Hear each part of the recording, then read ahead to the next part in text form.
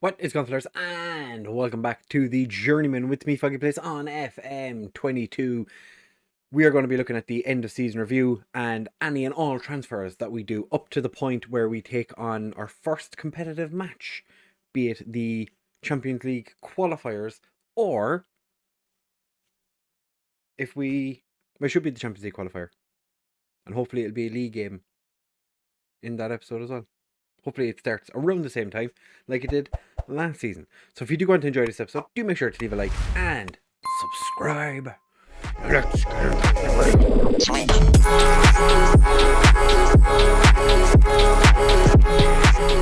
Right, fellas, so here we are in the season review. As you can see, if you missed the last episode, what are you doing? We won the league and we won the cup. I am very happy. Glad I signed that new contract extension. So we're going to be looking at the end of season review and how everything went for us. There is no player that has the transfer of signing of the season, that's what it's called, signing of the season, on here. But we did have some very influential signings. Garrido came in and was actually, apart from the game where he came in and got sent off, was quite an important player. Barnes, surprisingly, was a very important player. I didn't think he was going to jump ahead of Yaralim, but he did quite effectively. Rosales was a lot better at finishing than I expected, scoring 9 goals and, to her, assisting in 8. Tapia ended up playing 9 games, which is actually pretty good.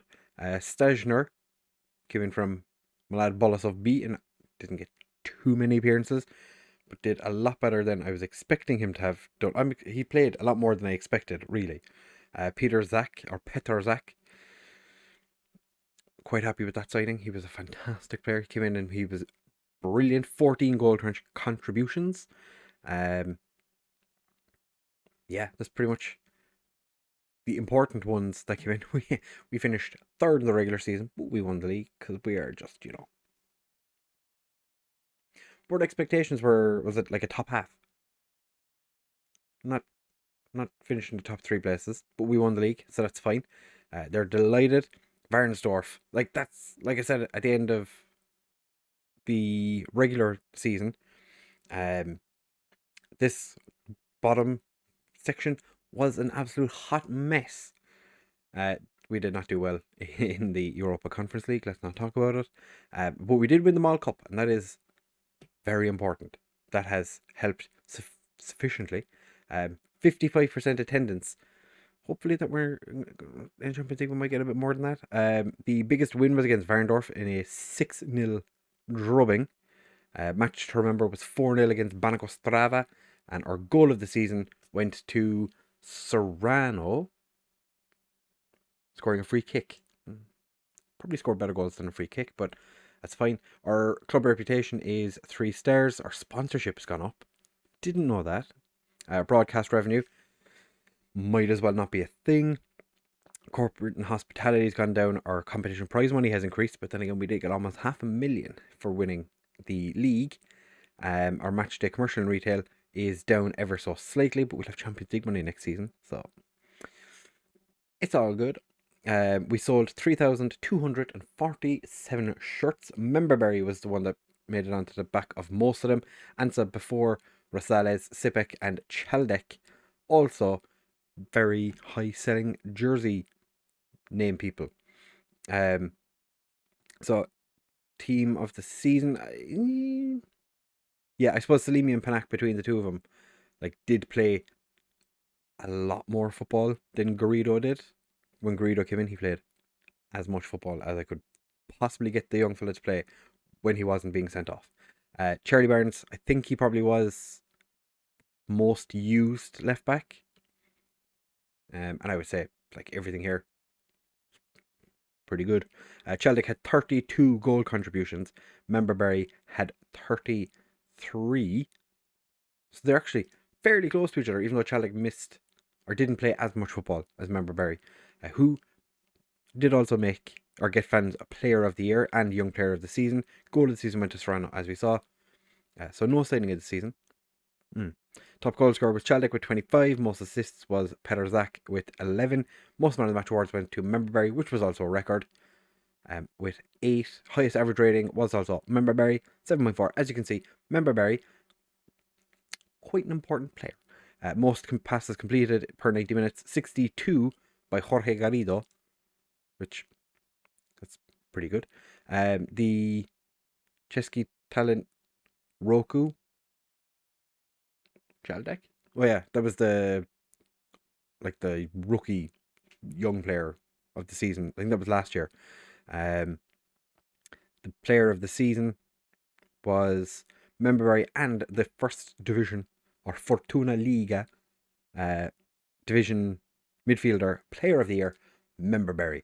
So things have gone pretty well for us. I think the season started a lot worse than last year, but we finished it much, much stronger. Memberberry makes it into the Dream 11, which can't blame him. The two centre backs are our two main centre backs from the last number of seasons. Makula is on the bench, Tischler's on the bench, so is Isik, Serrano, and Chaldek. Chaldek has played 66 appearances and 38 goals for the club. That's pretty good.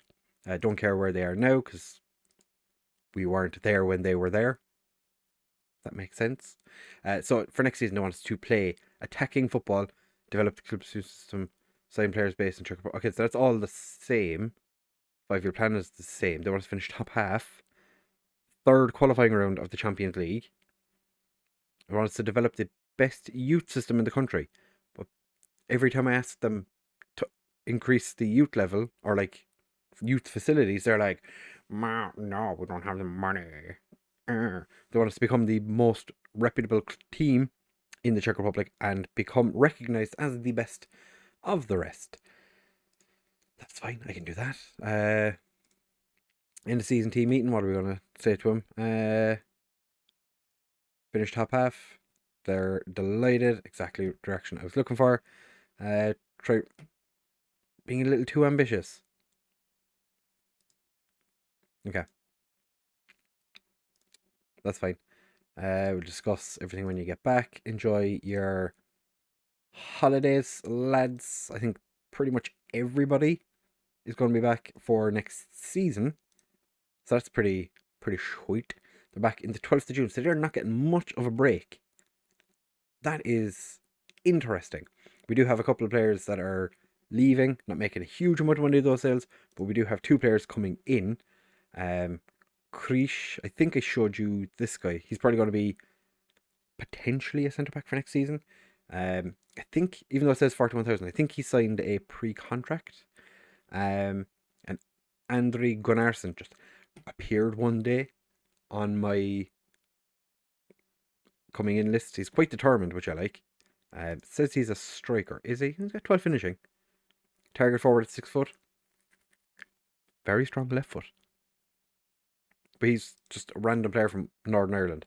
An Icelandic player from Northern Ireland whose form has been acceptable, I guess. As it is right now, we don't have anything else lined up, but we don't have much money. Wage budget is fine. Potentially getting 69,000. Nice. And the transfer budget currently is about 1 million. We have a guaranteed 500,000. I think if we only have 500,000 going into next season, we could probably do it chucking an extra bit of cash in it. But I do think there's some players that are potentially going to force their way out. But our bank balance not looking great. It's also just going to get worse, which I don't really like the look of. So next part of this episode, we'll come back for whenever the first league game is. The Europa Conference League match we played at the start of last season was also around the same time as Sparta Prague were playing their Champions League game. So there's potential for us to come back and play similar start to what we did last season. So we'll have to wait and see what happens. But I'm going to go and press continue repeatedly because we are just going to be sitting here for quite a while. Because I don't do transfers. I'm just going to be sitting here looking at the screen until it prompts me to do something. So we will be back in just a second with transfer news. So don't go anywhere, and leave a comment down below. Who do you think we're going to get in the Champions League? Oh, that'd be interesting. Don't cheat, because you'll be able to see in the next part, because I'll have to show you. Yeah, don't cheat. Put in the comments who you think we're going to get in the first round of the Champions League, which is going to be a long summer. All right, fellas, so we have arrived at the first game of the, technically, second competitive game of the season. We did have a Super 4 final against Dunstrada, who won the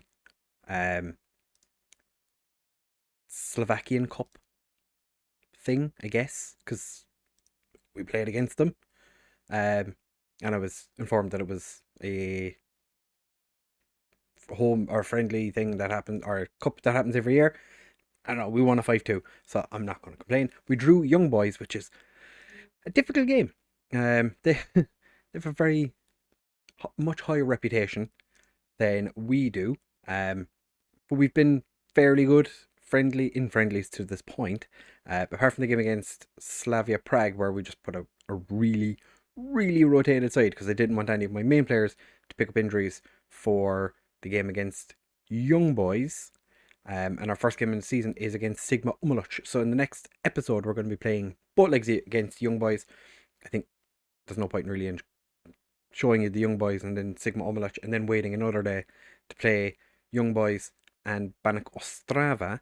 So we're going to have a look at the transfers. We did get a new director of football, because I can show you. Because our other one retired, who, to be fair, was 70 years old. This guy just, I think it was, who do I have as I think it's one of the directors is potentially the one in charge of, not staff. Yeah, the director is in charge of picking the new director of football, and this is the guy he brought in. So he's not an amazing director of football, but he's also not terrible. So we've done a little bit of business. We have to go back to the end of last season, so I can show you who came in, because there was a couple of players that came in and went out. So who have you seen last? Who's important? I think, yeah, you saw this guy, and you saw Tapia. Andri Gunnarsson, who is an Icelandic striker who signed from Linfield, has gone back on loan to Linfield. Looks decent. Paid less than 10k for him, so I'm pretty happy with that. He has played twice on the continent for them, but hasn't made any league appearances. But as you can see, he's been fairly consistent in the league. So this could actually be a decent player. I think he's got a 2-year deal. Yeah, so he has a whole year playing for Linfield, and then he comes back to us, and we'll have him for 1 season. Those transfers are stupid sometimes. Castillo is he's just a really, really bad player. And then Thomas Vidra is a right winger who's come in, which is fantastic, because we were a bit short on wide players for last season. Like right wing, we basically just played Rosales out there pretty much the entire time. But players that have left are quite important. Jerry Delaney, who I think he could have, he was never going to be good enough. Conatar left for Sachi for 375,000. And then there was 2 players that end of contract went off to wherever they were, 2 Serbian clubs, I think. They also popped up on the top here. Yuri Bilek went to Bohemians, so we'll see how he gets on in the future. Then Pablo Rosales decided he wanted to leave. Malaga came in and offered 5 million, so he's left a Champions League side to go and play in the 2nd division of Spain. To be fair, I think that's not, actually that's a huge drop back. Yeah, never mind. He's made a terrible decision. He wanted to leave. We got Malaga offered, well, a couple of clubs offered 5 million. The direct football accepted the offer, and he picked Malaga. So that's his prerogative, I guess. Jan Kabula came back from his loan, has gone to Zlin in the 2nd division. So fair play to him. Good luck. Hopefully he has a fantastic career for them, because he was never going to do it for us. Filippo Sana, I'd forgotten this guy arrived. He joined, went out on loan to the club he joined us from, Com, in Montenegro, and then Pribram offered us 55,000, and the direct football accepted. So clearly he didn't think he was that good, but natural fitness and pretty good stamina, could have been potentially a decent player. And most recently, just 3 days ago, Drazic left us to go to Proletar in Serbia. They're a Serbian club. They are indeed 450,000. So we made a nice little profit on this guy, who was fairly consistently playing first team football for us. And then last season, not so much. I do feel sad that he's gone, but at the same time, didn't really play much last year. So not going to complain too much. Kriz is wanted by Varnsdorf. Varnsdorf are trying to sign every centre back in Czech Republic by the looks of it, because they've taken a guy who the last director of football tried to sign on a pre-contract, who ended up staying with, I think it was Victoria Pulsen. But this guy, Vladimir Kriz, played a couple of games in the pre-season, and look, his average rating was pretty decent. So I think he has potential to make it in our first team, unless he goes out on loan. We'll have to wait and see what happens with that. We did then bring in Carlos Gonzalez, who is another Guatemalan. Rosales was Guatemalan, wasn't he? I feel like he was. Where are you? Paulo Rosales? Yeah, Guatemalan. So we replaced one Guatemalan striker, who was playing mostly as a winger, with a Guatemalan winger, an actual winger, who has been fairly consistent the last 3 years for Aurora, has come to us, and he's going to be a regular starter, I guess. At star rating wise, 3.5 star, potential of 5. He is 19 years old. I think this guy could actually be a pretty decent player, and he played quite well in that friendly cup thing against Dunstrada. Paul Kalsberg, a player I absolutely adore. I put him on my shortlist just so I could keep an eye on his progression. I put him on my shortlist back when I was managing the Curzon Ashton. I think it was pretty early on. I checked to see what he was doing, put him on my shortlist just so I could keep an eye on him, because he's a player I had in FM21 with Dorog. Absolutely loved him. Just popped him on my shortlist, and saw that he went to Willem II. He's been relatively successful for Willem II. And then he popped up as a transfer, or on a pre-contract, or his contract was running out, and Willem II had him transfer listed, I think, and my direct football was just like, yes please, I'll take him. So I've only ever seen that happen twice before, I think. Putting a player on your, like, normally having a player on a shortlist doesn't make a massive difference. Sometimes the director of football will take a player. He looks pretty decent. He isn't as good as he was when I was managing him in FM21, but then again, I had him pretty much from the beginning in FM21, so he's done pretty decently well. I did get this guy's not very good. There was a press conference thing asking what we were going to be looking for at the start of the window, and I was like, oh, we need, a centre back would be nice. So they went out and signed. No, this guy's a left winger. I did say we were looking at. There was a couple of centre backs we had offers in for that didn't work out.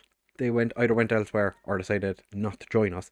But then we went and signed Henok Ket from Feyenoord. Well, he was at Feyenoord. Never played a competitive game, so he's coming to us with no footballing experience whatsoever. Likes to knock the ball past opponents, but stays back at all times. So, a bit contradictory. He has a decent amount of potential. He is 23 years old, so I'm not 100% sure he's ever going to actually reach that potential, especially since he's never played a competitive game.